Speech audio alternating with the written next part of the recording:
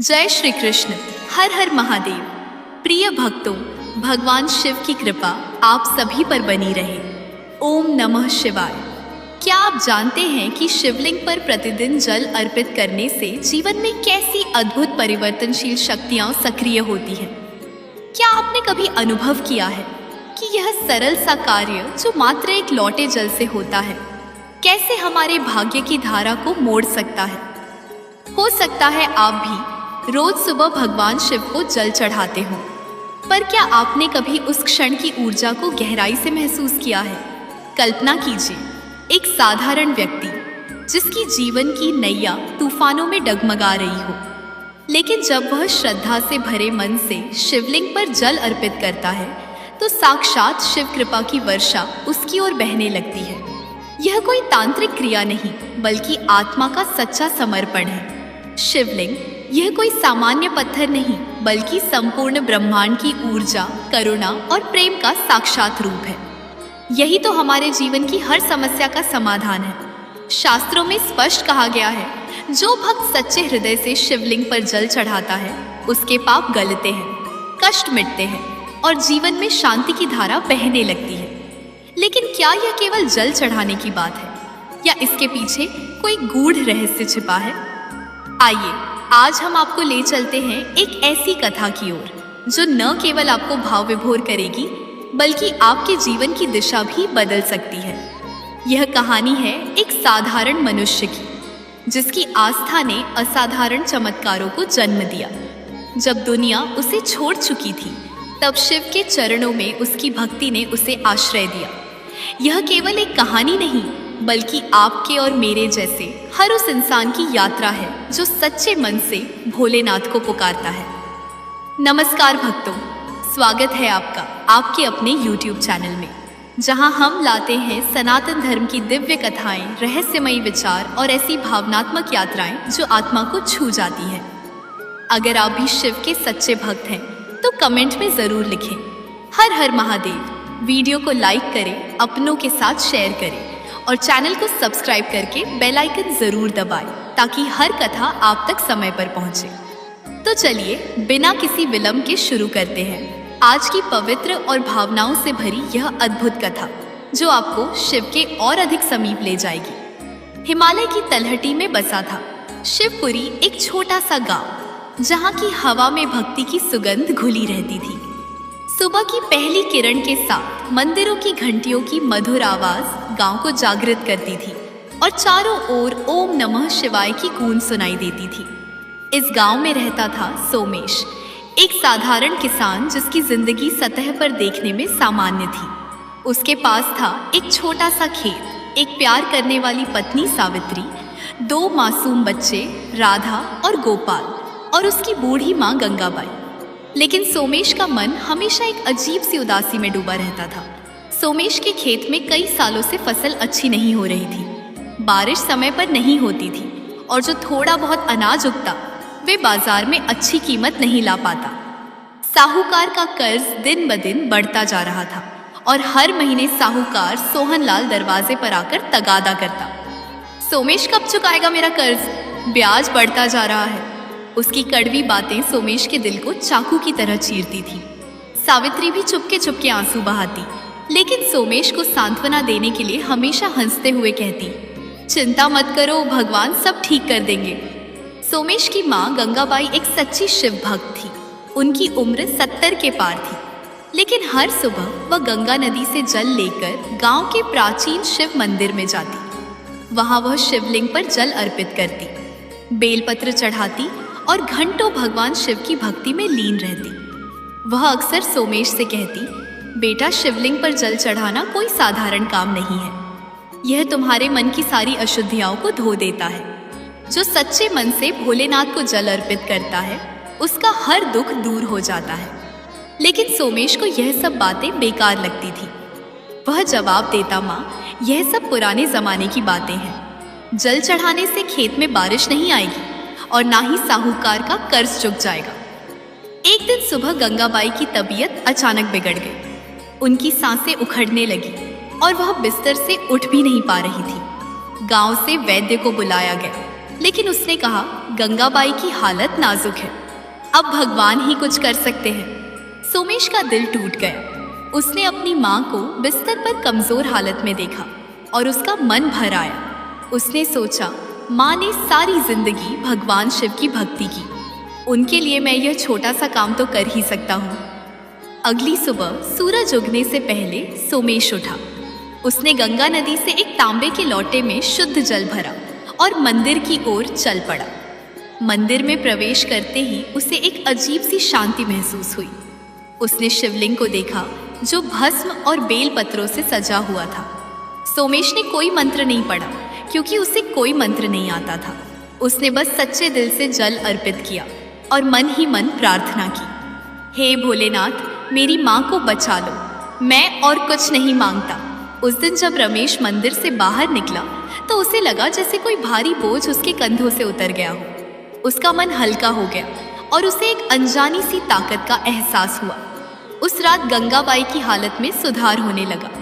वैद्य हैरान था क्योंकि उसने तो उम्मीद छोड़ दी थी। सोमेश को यह सब संयोग लगा, लेकिन गंगाबाई ने कमजोर आवाज में कहा, बेटा, यह संयोग नहीं, भोलेनाथ की कृपा है।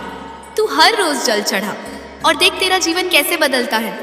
सोमेश ने माँ की बात मानी और हर सुबह शिवलिंग पर जल चढ़ाने लगा। पहले तो वह केवल माँ की खातिर ऐसा करता था, लेकिन धीरे धीरे उसे इस कार्य में आनंद आने लगा। सुबह की ठंडी हवा, नदी के किनारे का सन्नाटा और मंदिर की शांति उसे एक नई ऊर्जा देती थी। वह भगवान शिव से कुछ नहीं मांगता था, बस अपनी माँ की सेहत और परिवार की खुशहाली के लिए प्रार्थना करता था।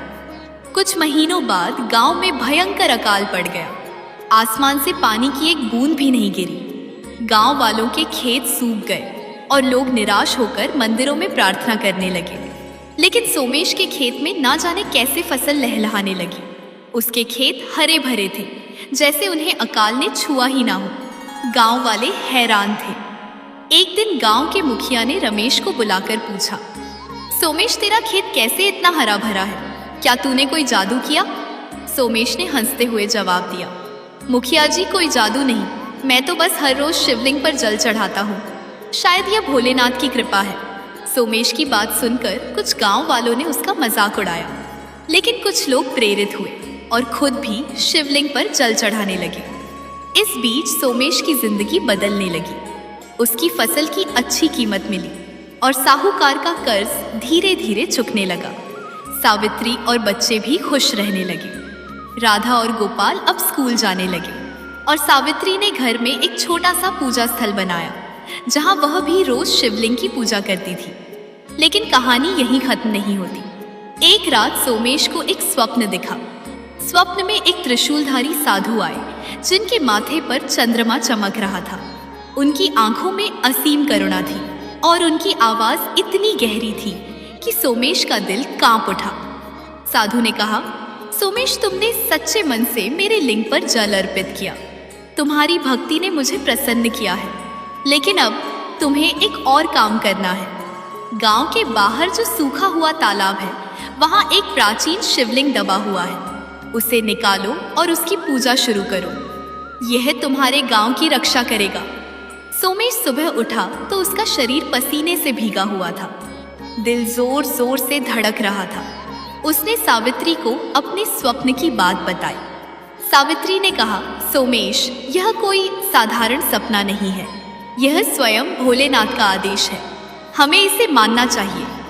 सोमेश ने गांव वालों को इकट्ठा किया और अपने स्वप्न की बात बताई। कुछ लोग हंसे और बोले, सोमेश, तू पागल हो गया है, सूखे तालाब में शिवलिंग कहाँ से आएगा? लेकिन कुछ लोग, जिन्हें सोमेश की भक्ति पर यकीन था, उसके साथ चल पड़े। सोमेश, सावित्री और कुछ गांव वालों ने मिलकर तालाब की खुदाई शुरू की। कई दिनों तक मेहनत करने के बाद एक दिन उनकी कुदाल एक काले पत्थर से टकराई। जब मिट्टी हटाई गई तो वहां एक प्राचीन शिवलिंग प्रकट हुआ। वह शिवलिंग इतना सुंदर था कि उसे देखकर सभी की आंखें भर आईं। उसकी बनावट में एक अलौकिक चमक थी, जैसे वह स्वयं भगवान शिव का रूप हो। गांव वालों ने उस शिवलिंग को बड़े सम्मान के साथ मंदिर में स्थापित किया। नए मंदिर की स्थापना के बाद सोमेश हर सुबह दोनों मंदिरों में जल चढ़ाने जाता, एक गांव के पुराने मंदिर में और दूसरा नए मंदिर में। इस घटना के बाद गांव में चमत्कार होने लगे। अकाल खत्म हो गया और आसमान से बारिश की बूंदें बरसने लगी। गांव के खेत फिर से हरे भरे हो गए। सोमेश का कर्ज पूरी तरह चुक गया और उसका परिवार खुशहाल हो गया। गांव वाले जो पहले सोमेश का मजाक उड़ाते थे, अब उससे प्रेरणा लेने लगे। एक दिन सोमेश नए मंदिर में जल चढ़ा रहा था, तभी वहां एक बूढ़ा साधु आया। उसके माथे पर भस्म थी और हाथ में त्रिशूल था। उसकी आंखों में वही करुणा थी जो सोमेश ने अपने स्वप्न में देखी थी। सोमेश ने उसे प्रणाम किया। साधु ने मुस्कुराते हुए कहा, सोमेश, तुमने भक्ति का असली अर्थ समझ लिया। शिवलिंग पर जल चढ़ाना केवल एक रिवाज नहीं, यह तुम्हारे मन की शुद्धि और भगवान के प्रति तुम्हारी निष्ठा का प्रतीक है। जो सच्चे मन से यह करता है, भोलेनाथ उसका हर दुख हर लेते हैं। सोमेश की आंखों में आंसू आ गए। उसने साधु के चरणों में सिर झुकाया और कहा, बाबा, मैं अब समझ गया, यह जल केवल जल नहीं, मेरी भक्ति का प्रतीक है। साधु ने मुस्कुराकर उसे आशीर्वाद दिया और गायब हो गए। सोमेश को एहसास हुआ कि वह कोई साधारण साधु नहीं, स्वयं भगवान शिव थे। उसका दिल कृतज्ञता और भक्ति से भर गया। सोमेश की कहानी हमें सिखाती है कि भक्ति में अनंत शक्ति होती है। शिवलिंग पर जल चढ़ाना केवल एक रस्म नहीं, बल्कि हमारे मन को शुद्ध करने और भगवान शिव के प्रति अपनी श्रद्धा व्यक्त करने का एक माध्यम है। जो सच्चे मन से यह करता है, भोलेनाथ उसकी हर पुकार सुनते हैं।